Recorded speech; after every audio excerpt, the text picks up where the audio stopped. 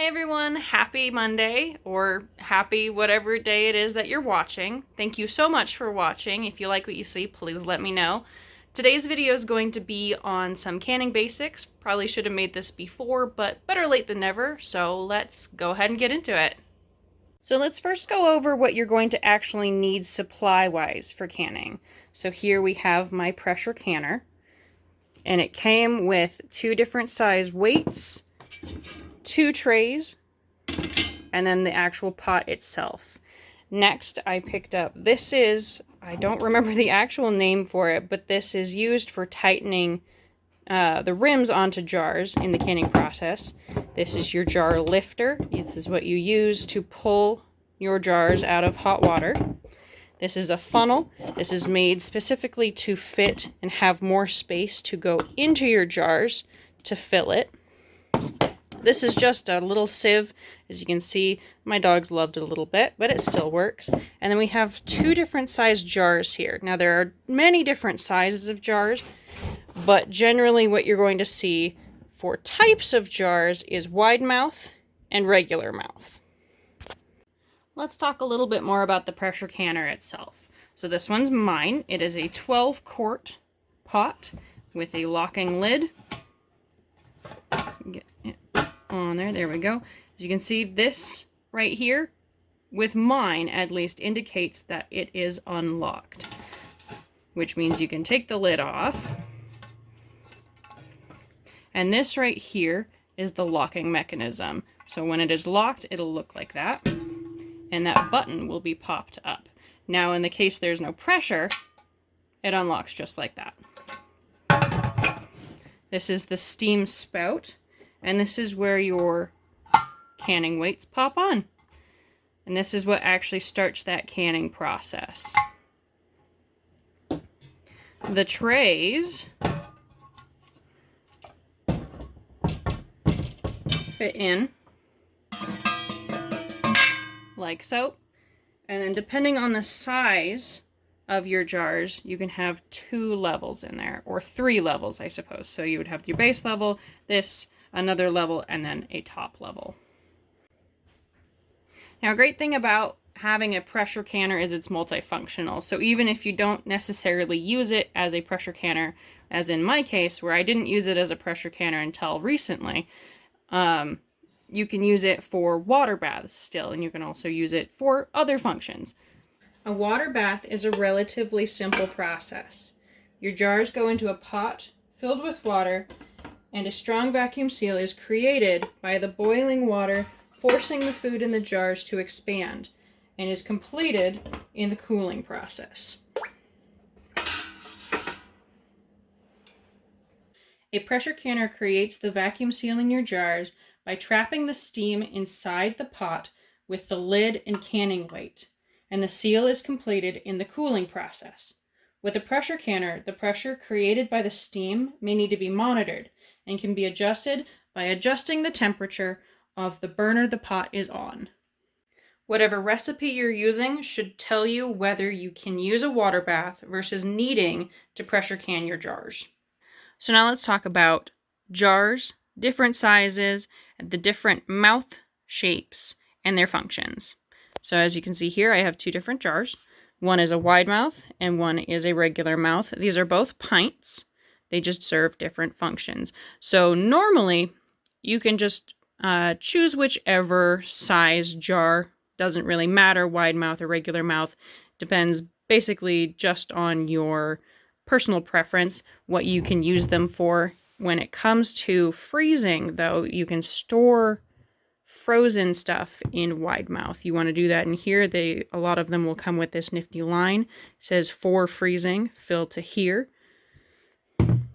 Now you don't want to freeze when it comes to a regular mouth jar, because when it freezes, it puts pressure here on this curve, and what can happen is it will crack and it can break and get glass into whatever you are trying to freeze in here. So it's just not safe and not generally suggested to use the regular mouth for freezing. Now with your jars, you'll also have appropriately sized lids. These are regular lids. As you can see, fits perfectly. And these are wide mouth lids. Again, fits perfectly. And the size of the rims will also match to fit the jar. Let's briefly talk about the function of each component of the jar. You have the jar itself, which holds your food. The lid, which seals the food inside the jar and keeps bacteria out. And then you have the rim. The rim's only job is to hold the lid in place until the vacuum seal is complete after canning and cooling. Now your rims can be used indefinitely unless they are damaged. There is nothing in here that keeps product safe for use, so you can use these forever, again, like I said, until they're damaged. Now with most lids, on the other hand, they are single use only. It is not safe to try to use them again unless they are specifically for multi-uses. Most of them that you will purchase, though, will be single use. There are a couple that you can get that are multiple uses or use indefinitely, where they are safe for water baths and for pressure canning to be used multiple times. One brand that I'm actually going to be testing is the Tattler brand, and that is Tattler. They just didn't get here in time for me to make this video. As you can see here, I have 4 different size jars. This is a 4 ounce, these are 8 ounce, a pint, and then a quart. They do have other sizes as well. They do go larger. I believe they make a half gallon and a gallon size jar. They also have 12 ounce jars, which would be somewhere in between these two. The size of the jar you use depends on what you want to put in it and how much of that you have. You can put fruits and vegetables in pint jars, and you can also put them in quart jars. Just depends on how much you want in them. I generally use the smaller size jars for jams. This is strawberry, and then I have a blackberry jam. So how do I actually determine what I need to use a pressure canner for canning? Now, you're going to want to use a pressure canner definitely for anything that has low acid. So any low acid food, that'll be a lot of vegetables. That is going to be anything with meat or seafood, poultry, anything like that. You're definitely going to want to pressure can. Now, you can get away with water baths for most jams, jellies. You can use it for a lot of tomatoes, pickles, relishes, sauces, salsa, vinegar, anything that has a higher level of acid in it should be safe just to process in a water bath. Now, if you want to be especially safe, you can do everything in a pressure canner. It's just up to personal preference. Something you'll hear a lot in canning is the term headspace.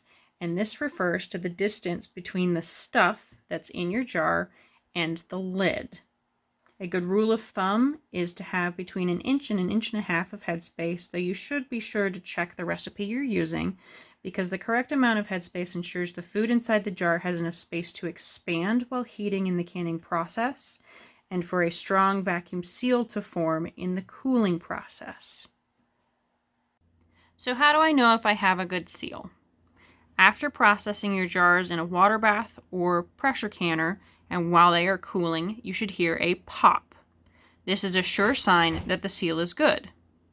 If you don't hear a pop sound, there are a couple other methods to test the seal. You can gently press on the center of the jar lid for flex. If there's no flex, that means the seal is good. Another method is to lift by the lid. If the lid does not pop off, your seal is good. So what should you do if you don't trust the seal or if your jar doesn't seal properly? You don't want to can them again. You don't want to put them through the pressure because most lids are single use only in situations where they do not can correctly, they do not seal correctly. You don't want to put them through that again. It's just not a safe process to try canning again.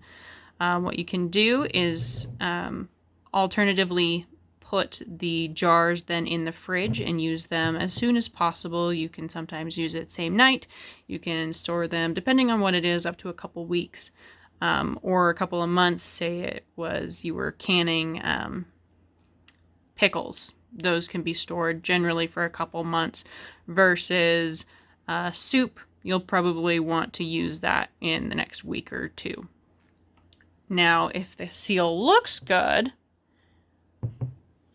or it seems to be fine, but you have a deformity in the lid that you're a little nervous about, you can do the same thing. So I had 2 in the last bath that I did, not water bath, but the last round that I did with my green beans, where the lids don't look so hot, but the seal seems to be fine. These guys I have been keeping in the fridge, and we're going to use them relatively soon. Another thing you can do is take the lids off, put them in a different container, and you can freeze them.